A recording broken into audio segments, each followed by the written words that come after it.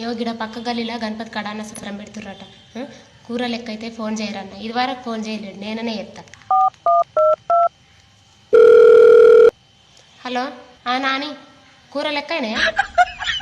తీసుకురన్న. పప్పుచారుకు ఒకటి, వంకాయ ఉందా? వంకాయ ఎత్తున్నా, చిన్నది ఎత్తున్నా.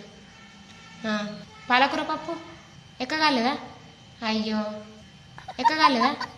అయ్యో, మజ్జిగ ఉన్నదా?